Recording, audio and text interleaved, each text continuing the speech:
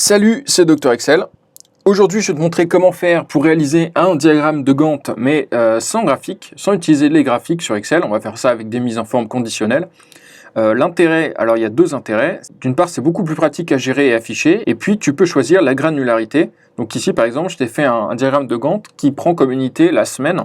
Donc on affiche si tu veux, une cellule pour chaque semaine. Mais tu peux le choisir. Tu peux faire une case par mois ou par année ou par semaine ou ce que tu veux, ou par heure, même si tu as des projets avec des très petites échelles de temps. Et puis comme d'habitude, tu vois, ça va s'adapter automatiquement en fonction des dates de début, de fin et de la durée. Et puis tu vas pouvoir introduire des conditions complexes dans le déroulement de ton projet. Donc par exemple ici, tu vois, on a une phase qui peut commencer uniquement quand les trois phases précédentes ont été terminées, tu vois, et qui ont des durées différentes, et ça va s'adapter automatiquement. Bien sûr, tu vois, si je change la durée et que je mets 30 jours, toutes les phases s'adaptent automatiquement et se décalent. Donc comme d'habitude, tu sais que tu peux télécharger le fichier juste en dessous, tu as le lien pour le télécharger, comme ça tu peux suivre avec moi. Tu peux voir comment je le fais au fur et à mesure, ou puis tu peux t'en inspirer pour ta propre activité, pour la réutiliser directement. Et puis je vais te montrer tout de suite comment faire ce diagramme de Gantt. Donc pour commencer notre diagramme de Gantt, on va commencer par inscrire toutes les phases du projet. Donc on va mettre phase 1. Alors là j'ai un peu la flemme d'inventer des phases au nom exotique, on va juste mettre des numéros, alors qu'ils vont avoir chacun une date de début. On va mettre début, fin et durée pour chaque phase. Attends, je vais laisser de la place pour des titres. Et alors début, on va mettre début. Ce qu'on va faire, c'est qu'on va spécifier les durées. Je vais mettre des durées un peu au hasard. Ce qu'on va faire, c'est qu'on va supposer d'une part que les durées sont fixées et que du coup, on va calculer les dates de fin de chacune des phases du projet par rapport à la date de début et à la durée. Plus ça, plus le début. Donc ça nous donne la date de fin. Et on va considérer aussi que chaque phase commence à la fin de la phase précédente. Et du coup, ça va nous permettre de dupliquer les formules dans toute la colonne. Et donc à chaque fois, on a le début, la fin et la phase suivante qui commence dans notre projet. Alors, là, je le fais comme ça parce que c'est plus simple, mais en fait, la méthode qu'on va voir, tu peux faire toutes les combinaisons que tu veux.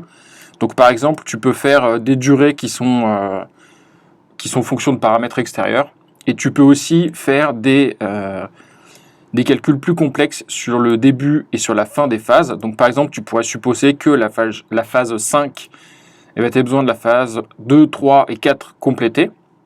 Donc qu'elles soient toutes complétées, et donc tu pourrais très bien spécifier que le début de la phase 5, c'est le maximum des dates de fin des trois phases précédentes, tu vois, et avoir un truc un peu plus complexe au niveau des dates de début et des dates de fin. Bon, là, je vais le garder simple pour que ce soit plus facile pour l'exemple, mais tu vas voir le principe. Alors là, ici, on va mettre commentaire.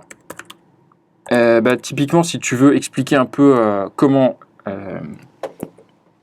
sont construits les dates de début, les dates de fin et les durées.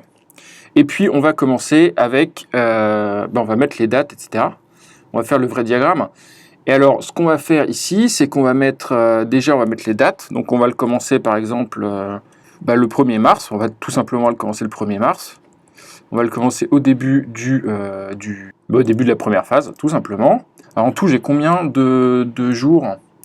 J'ai 200 jours, ça fait peut-être un peu beaucoup. Donc si je fais ça, plus 1, ça je vais le copier dans tout mon tableau. Alors ici je vais le faire de manière journalière pour te montrer le fonctionnement des formules.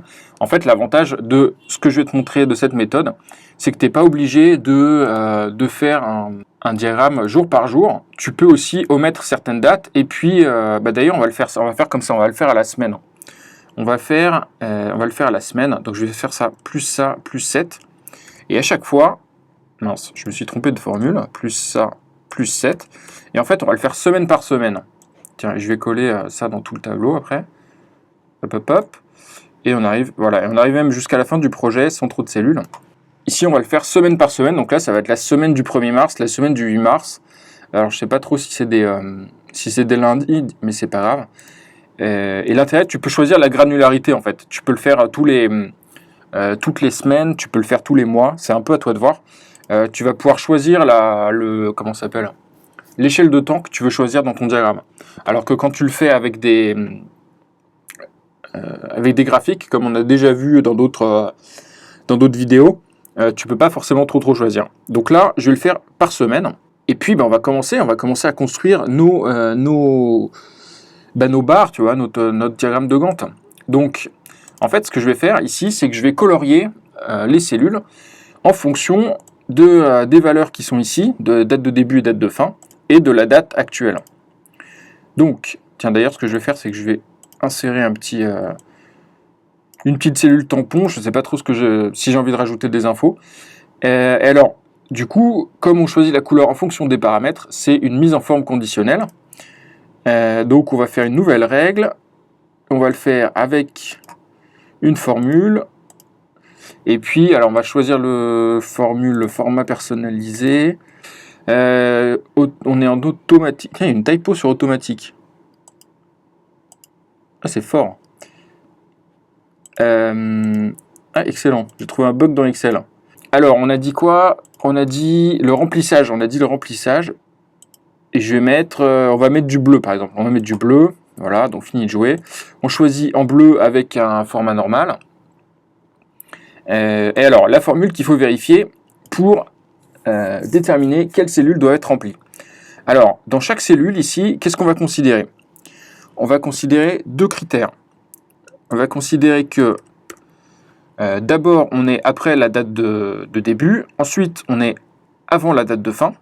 Et en fonction de la date qui est en haut de la cellule considérée. Donc, premièrement, alors, la date de départ.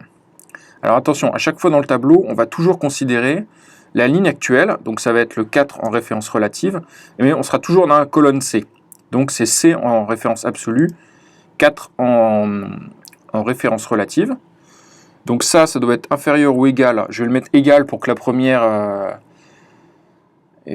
pour que la première soit coloriée, inférieure ou égale à cette cellule, donc qui est la date actuelle. Et alors ici, on va toujours considérer la colonne actuelle, donc H, en référence relative, mais on sera toujours dans la ligne 2, donc je laisse le 2 en référence absolue. Première condition, donc ça c'est la condition qu'on soit après le début.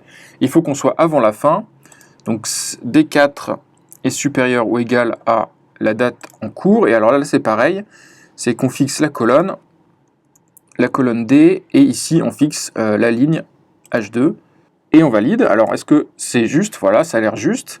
Et alors l'avantage, c'est que normalement, maintenant, je peux copier cette formule dans tout mon tableau, puisqu'elle va dépendre, elle va s'adapter automatiquement pour prendre les valeurs dans les deux colonnes, quelle que soit la ligne, et toujours en fonction de la colonne ici, de la ligne, pardon, avec toutes les dates.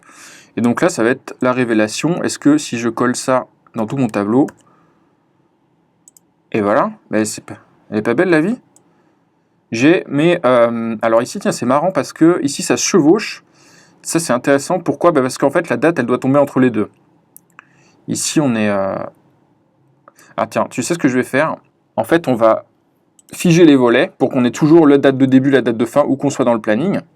Et puis, ce qui peut être bien aussi, si tu as beaucoup de dates, enfin, si tu as beaucoup de phases, pardon, c'est de figer les lignes. Comme ça, tu as toujours les dates en haut. Donc, ce que je vais faire, c'est que je vais me mettre là. Je vais figer les volets ici. Bon, on n'a pas besoin d'avoir un truc aussi large pour chaque jour, tu vois. Bon, bref, on va se mettre là. Je vais tout sélectionner, là. Ah oui, et je vais choisir la largeur de colonne pour pas avoir à chaque fois, tu vois, un truc qui fasse... On va essayer d'avoir un truc un peu carré. Alors, si je fais 2,5, est-ce que c'est carré? Ouais, c'est carré, mais on voit pas les dates, là. Donc ça, c'est pas ouf. Est-ce que si je fais élargir comme ça, et attends, est-ce que ici, normalement, dans le format, je crois qu'il y a une option, mais je suis pas sûr, pour ah voilà, alignement, tu peux l'incliner. Tiens, donc je vais essayer, si je te le mets comme ça, tiens. Ouais, c'est pas mal, tu vois, comme ça. Alors oui, je vais copier ce format partout. Je vais le copier. et je vais faire un collage spécial du format. Voilà, donc là j'ai toutes les semaines, toutes les semaines de début du projet, de début des phases. Et alors par contre, j'ai pas toutes les phases ici, tu vois. Donc ce que je vais faire, c'est que je vais copier ça ici et je vais le coller dans tout mon tableau. Je pense que je suis pas allé jusqu'au bout. Voilà, et je vais le coller. Je vais faire un collage normal. Et ce qui me donne en fait toutes mes phases du projet à chaque fois. Alors ici, tu vois que c'est pas terrible quand tu as un truc qui tombe entre. C'est-à-dire que là, le 17, cette phase-là, là, qui est la phase 3, elle doit être pas tout à fait. Elle doit pas être encore finie. Comment ça se fait d'ailleurs? Ah ben c'est pile le jour. En fait, c'est pile le jour où les deux, se chevauchent, tu vois. Parce qu'en fait, c'est le même jour. Si on veut être rigoureux, en fait, pour pas avoir ce chevauchement, il faudrait faire +1. Tu vois, bon après, ça c'est toi. Comme je te l'ai dit, hein, c'est toi qui vois. C'est toi qui vois les règles exactes selon lesquelles tu veux déterminer tes durées de début, de fin, etc. Ça, je te laisse voir en fonction de ton projet. Mais du coup, ça te fait ton diagramme comme ça. Et puis, alors, l'intérêt, c'est que tu as juste à changer les durées, par exemple. Là, si je mets 20 jours, par exemple, si je raccourcis, j'ai tout mon diagramme qui se met à jour automatiquement. Voilà, du coup, on a un joli diagramme de Gantt. Et puis, tu peux choisir la granularité. Donc voilà, comme je te disais au début, tu peux très bien imaginer avoir des conditions un peu plus complexes pour remplir ton diagramme. Attends, je vais afficher la zone de commentaires là. Et on va dire par exemple, ici on va dire qu'on a besoin de 3, 4 et 5. Et on va dire que commence après la phase 2. Tu vois? Donc ici, ce qui va être intéressant, c'est qu'ici, en fait, ma date de début, ça va plus être le lendemain de la fin de la phase 5. Ça va être, je vais prendre le max de ces trois dates-là, 3, 4, 5, parce qu'il faut que les 3 soient terminés. Donc je prends le plus tard. Et puis ici, l'autre règle, c'est qu'ici, en fait, je peux commencer la phase 3 et la phase 4 en même temps.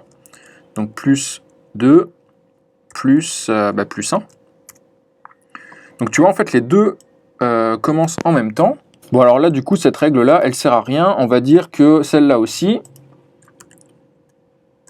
Tu vois, parce que là, en fait, les deux, j'ai cette phase 5 qui commence après la fin de la 4.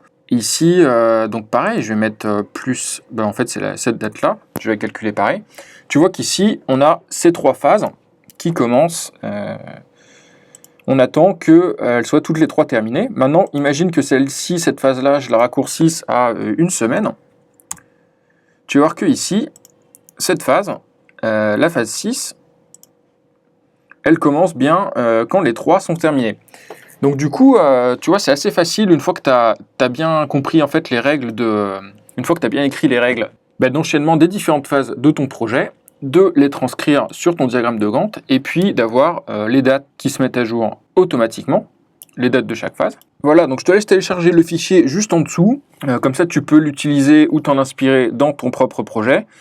N'hésite pas à me dire si tu vois, si tu as besoin d'autre chose, si tu aimerais réaliser un autre type de graphique de diagramme de Gantt, mais que tu bloques sur certains points, dis-le moi et puis on regardera ensemble si on peut trouver une solution. Et puis moi je te dis à demain pour un nouveau tutoriel sur Excel.